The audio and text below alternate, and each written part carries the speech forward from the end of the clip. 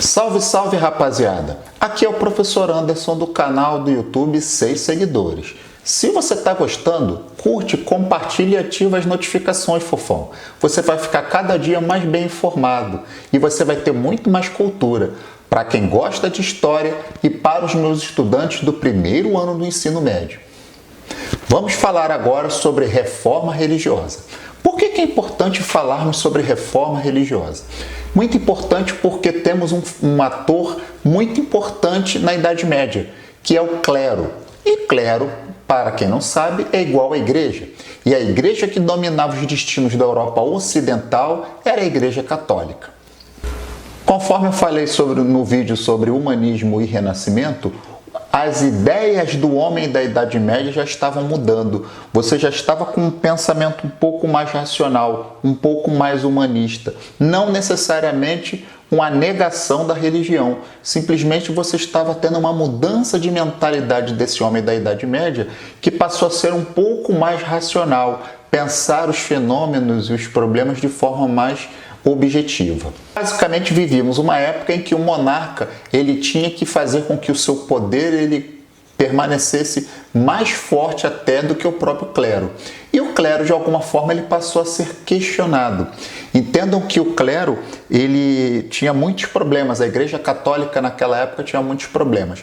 Nós tivemos o grande cisma do Oriente, que foi a época que a Igreja Católica ficou com 2 papas.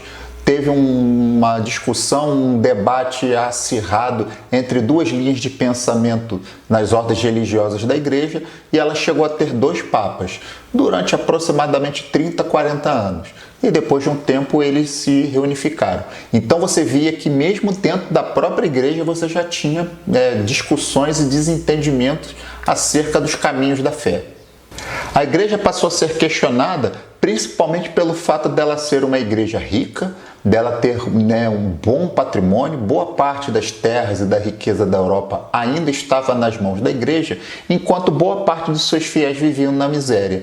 Só para vocês terem uma ideia da questão desses abusos, nós tivemos a venda de indulgências. O que era a venda de indulgências? Simplesmente era o camarada que tinha algum pecado, ele tinha cometido algum pecado, alguma falha, com a sua fé católica, ele ia lá pedir o seu perdão. Bastava você pagar uma quantidade X de dinheiro que você tinha o direito ao perdão. Quer dizer, o perdão não era mais aquela coisa do arrependimento, pagar uma penitência, que seria lá as Ave Maria, o Pai Nosso. Não, você com o poder econômico, com dinheiro, você comprava esse perdão.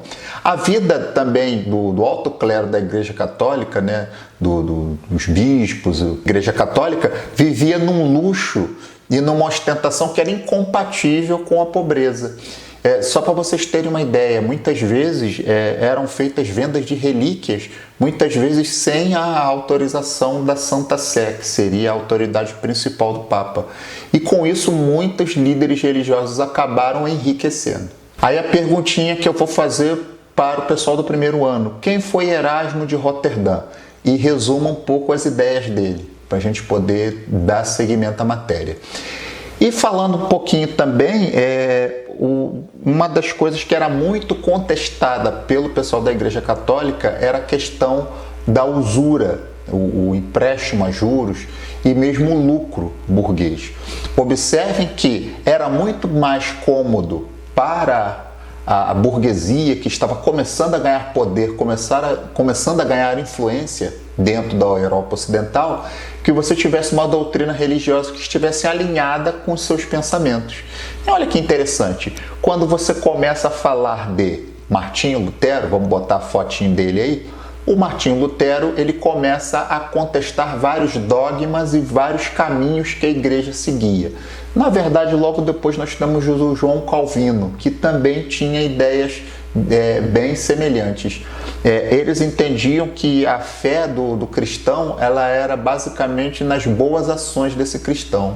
E então, observem que quando você tem essa mudança de pensamento de algumas pessoas fora da Igreja Católica, eles meio que dão a bênção para a usura e para o lucro obtidos pelos capitalistas. Lutero rejeitava o pensamento escolástico de São Tomás de Aquino, falado no vídeo anterior. que celebrava as boas ações, o conhecimento e as informações como caminho para a salvação. Segundo Lutero, a fé exigia total abnegação e entrega, ao mesmo tempo que cada indivíduo era responsável por sua escolha religiosa, ao contrário do que defendia a Igreja, ao afirmar que apenas ela podia interpretar e explicar a Bíblia. Ela sustentava que todos os homens, religiosos ou leigos, deveriam ter acesso às Escrituras, para que compreendessem individual e livremente a palavra de Deus. Ou seja, Lutero entendia que o cristão ele tinha que ter acesso, a toda a informação contida na Bíblia. As Bíblias, naquela época, eram todas em latim. E até a celebração da missa era diferente. O padre ele ficava virado para o altar em direção a Deus.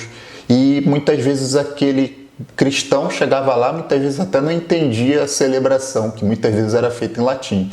E Lutero e seus seguidores entendiam que não, que a Bíblia tem que estar traduzida para todos os idiomas. Daí Gutenberg, tem um videozinho meu falando sobre a importância de Gutenberg para a reforma religiosa, que você passa a ter condição de imprimir esse material da Bíblia em diversas línguas, e as pessoas teriam acesso fácil à leitura da Bíblia e à interpretação das palavras. Antes, a interpretação das Escrituras era exclusiva da Igreja Católica. Não, agora você vai ter pessoas que vão poder ler a Bíblia e interpretar da forma que convier e achar melhor. Lutero afixou na porta do castelo de Wittenberg 95 teses. Ele afirmava em suas teses que esse comércio de perdões não tinha fundamentação teológica e favorecia a corrupção. A questão das indulgências era apenas o ponto de partida para que o monge germânico expusesse suas discordâncias doutrinárias e práticas com a Igreja de Roma. É claro que a partir do momento que Lutero começa a colocar esses escritos na porta das igrejas, a primeira providência a ser tomada é a perseguição ao Lutero. Ele é protegido pelos príncipes alemães.